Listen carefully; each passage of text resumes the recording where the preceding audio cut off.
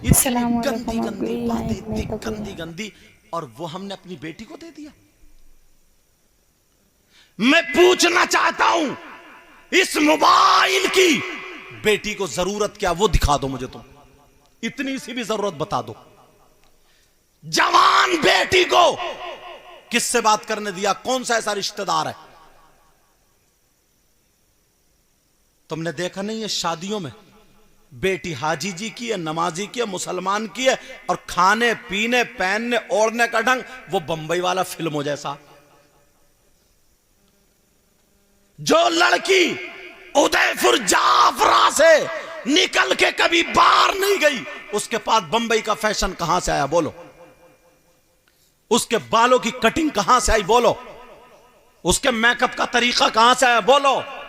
उसकी आस्तीन कैसे कटी बोलो? उसका दुपट्टा सर से कैसे उतरा बोलो? उसका ये चाक यहां तक क्यों खुला बोलो?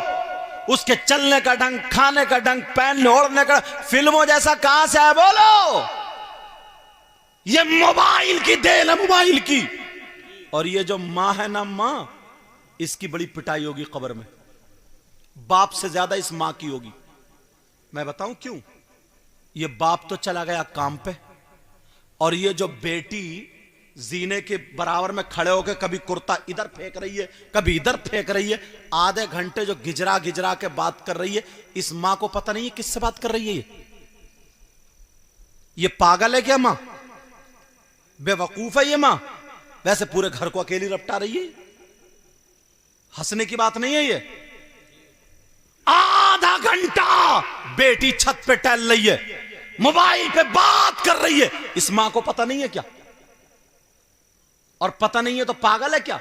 और पागल है तो फिर मां क्यों बनी है तू? बस बच्चे पैदा कर दिए धड़ापड़, मां बाप इसी का नाम है क्या?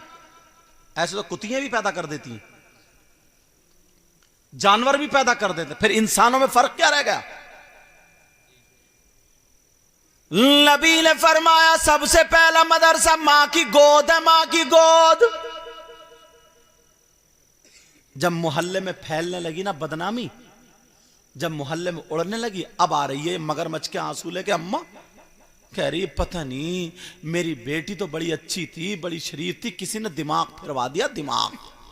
पता नहीं कोई जादू का असर हो गया, कोई हवाई असर, कोई दिमाग नहीं। इस अम्मा की कमर पे 3 लठ मार दो, तोड़ दो कमर इस अम्मा की। ये मां है, मां। अब कोई दिमाग फिरवाएगा, अब कोई जादू करवाएगा। जब प्याला भर गया, बदनामी शुरू होने लगी, अब तू रो रही है। अब ढूंढे जा रहे हैं मियां, कोई मियां ऐसा लाओ जो तावीज कर दे, मेरी बेटी का दिमाग फेर दे। और बाद बाद मियां भी तबड़ा गुंडा है, वो भी इसी चक्कर में घूम रहा, कोई मरीज ऐसा मिल जाए जो मेरे दिन फेर दे।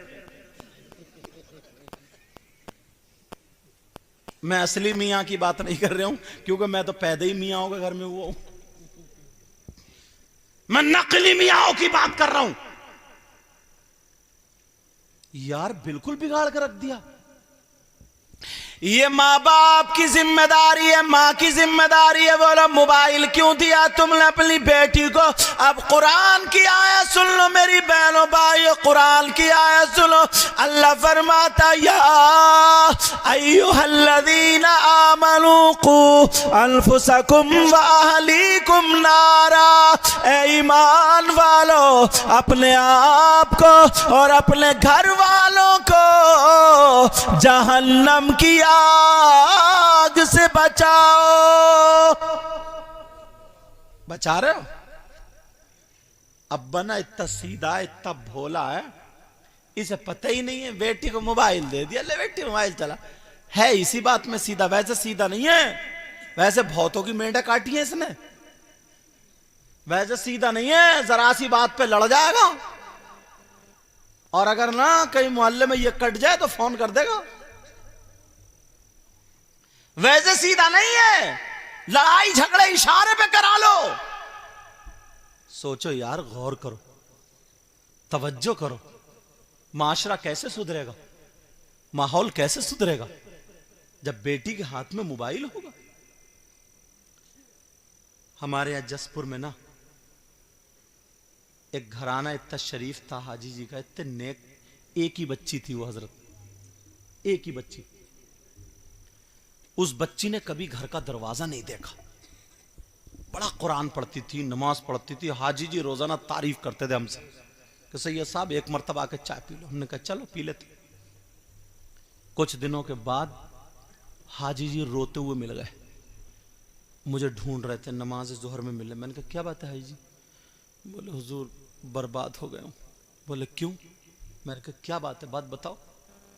बोले सुबह 5 बजे से बेटी गायब है, 5 बजे से सुबह बेटी गायब है, और जब से घर से गई है ना तभी से खुशबू आ रही है, खुशबू। मैंने कहा क्यों? उन्हें औरतों ने चढ़ा दिया था कि तुम्हारी बेटी को जिन्नात उठा के ले गए, और वो भी जिन्नात भी अच्छे वाले ले गए, अच्छे वाले, इसलिए घर में खुशबू आ रही। सैयद साहब से जाके एक तावीज लियो ताकि बेटी छोड़ जाए। मैंने कहा हाजी जी पागल हुए हो क्या? अगर जिन्नात मेरा इतना कहना मानते होते तो मैं कार से क्यों आता? काय को तेल फूंकता? पहले तो ये सोच गई हो। लेकिन सुनो, अब वो मैंने कहा हाजी जी अगर जिन्नात मेरा इतना कहना मानते होते तो मैं कार से काय को आता भाई?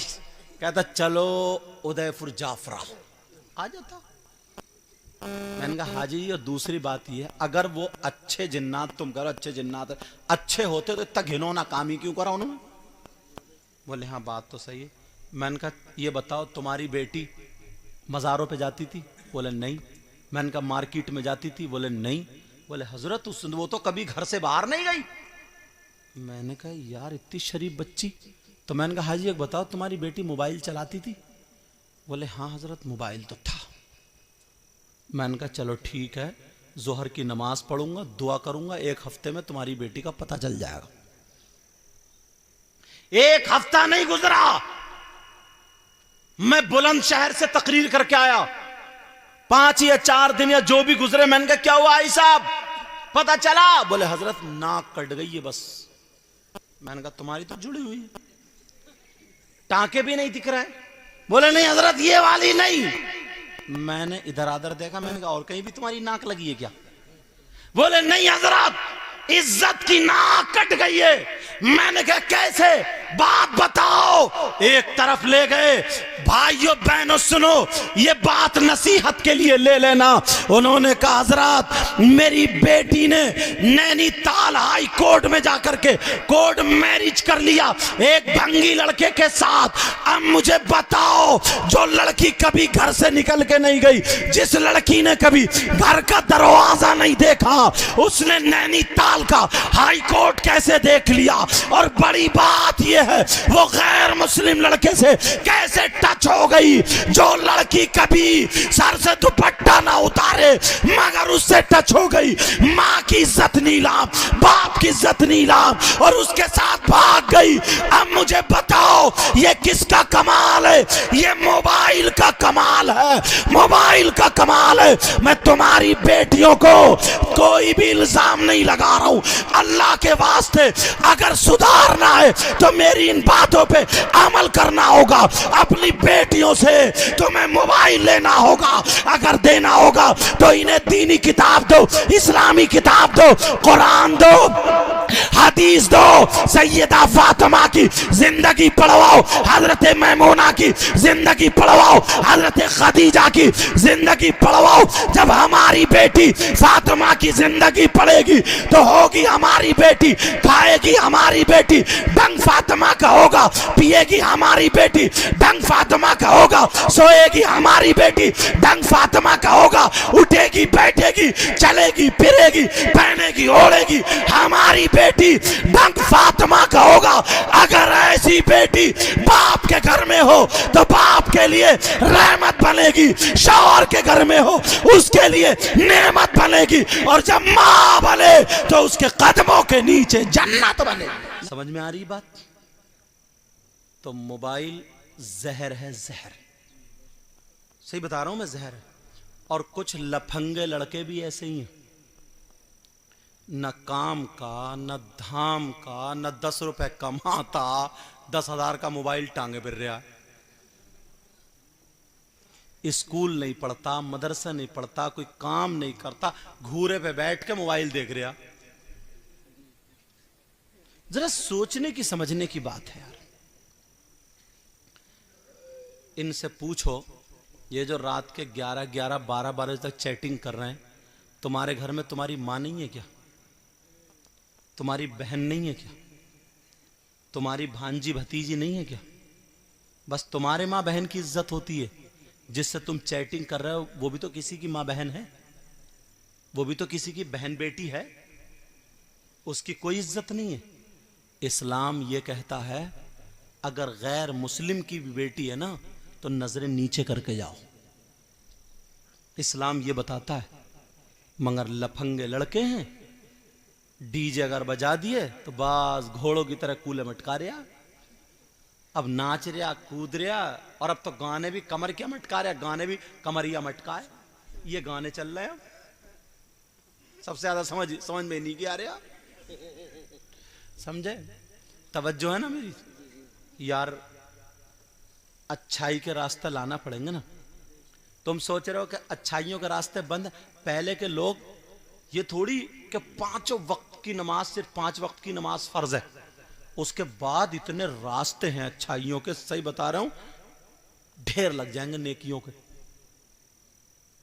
एक आदमी हज करके आता है, हाजी हो गया, उसके बारे में नबी फरमाते हैं जब हज करके आया तो ऐसा हो गया जैसे गुनाहों से पाक, जैसे अभी मां के पेट से पैदा होने वाला बच्चा। यही तो है। और नबी क्या फरमाते हैं? मंजारा कब्री वजबत लहू शफाती, जिसने मेरे रोजे की, मेरी कब्र की जियारत की, उस पर मेरी शफात वाजिब है। ये नबी ने फरमाया। मगर कोई हाजी ये कह देगा कि मेरा हज कबूल हो गया? कोई हाजी गारंटी दे लेगा कि मेरा हज कबूल हो गया? नहीं। और पहले के हाजी हाजी थे, और अब तो हज्जन गुम गई, पूरा हज हज्जन को ढूंढने में निकाल दिया, हज्जन रिल गई। अब वो तो छोड़े अरकान, हज्जन हज्जन करता फिर रहा पूरे सारे, मेरी हज्जन, हाय मेरी हज्जन, ओए मेरी हज्जन, और पूरे अरकान खत्म। और अल्लाह माफ फरमाए, बुरा मत मानियो, पहले कम झूठ बोलता था, हज करके और ज्यादा बोल लिया अब झूठ। पहले गांव में कम झगड़े करा रहा था, अब और ज्यादा करा रहा। ऐसे भी लोग हैं। अगर जो हाजी हज करके आए सुधर गया तो समझ लो उसका हज कबूल, और जो 10 नंबरी हो गया तो समझ लो वो मकबूल नहीं है।